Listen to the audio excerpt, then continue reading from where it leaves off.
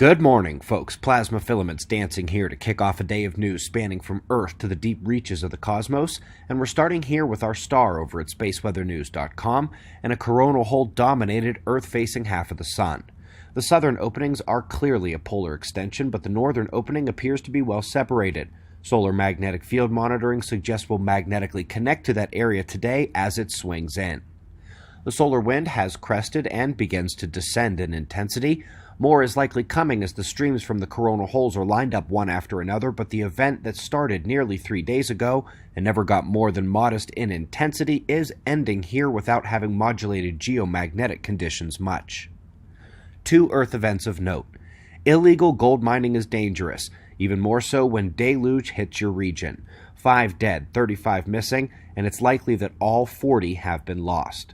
With the snow from the latest system pulling across the states, we're seeing record marks in the eastern states now after the West ruled the autumn season's cold events. And sticking with the cold, we're celebrating Icebridge's 11 years of data. From the discoveries about the landmass underneath the ice, to the analysis of the ice mass itself and the layers within, to the Hiawatha crater still hiding beneath the ice. Article and accompanying video are linked below.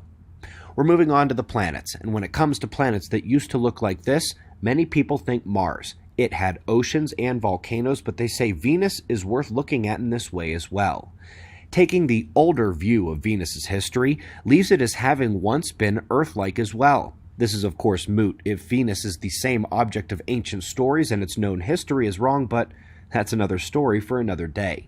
Meanwhile, in 5 days, a true exoplanet hunter will embark as the most advanced space telescope capable of hunting those exoplanets.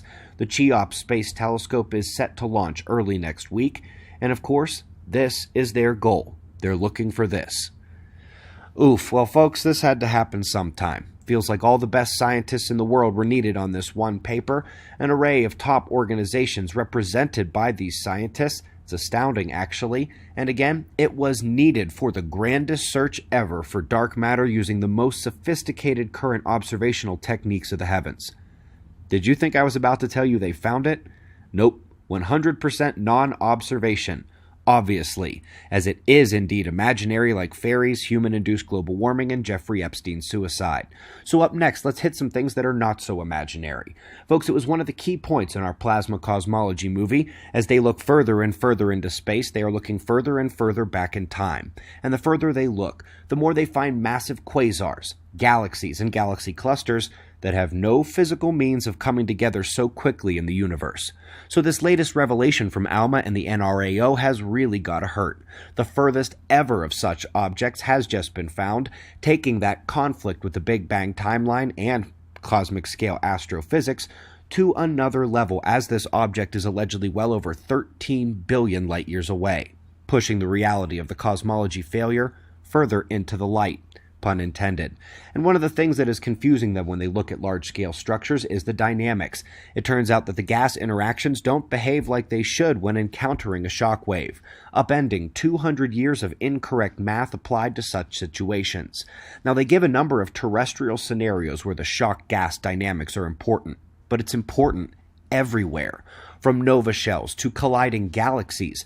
This is a science that probably applies most crucially to cosmology, since booms and collisions among gas and dust is what most of the universe actually is. Folks, yesterday we shared the magnetic model update and noted some things for the current Earth situation. I have seen the many comments and questions on the video, and none have simple answers. This is going to take a couple of days, but I'm putting together some graphics, charts, and other data to help answer questions like, when are the poles going to meet? When are things going to get bad? What about the coming grand solar minimum? What cosmic ray effects can be expected from losing multiple shields against the galaxy and beyond? Subscribe, click the bell, and stick around as I promise those special videos are coming before the end of the year. We greatly appreciate your support. We've got wind map forecasts and shots of our star to close. And of course, we'll do this all again tomorrow, right here, but right now it's 4:20 a.m. in the new Valley of the Sun. Eyes open, no fear. Be safe, everyone.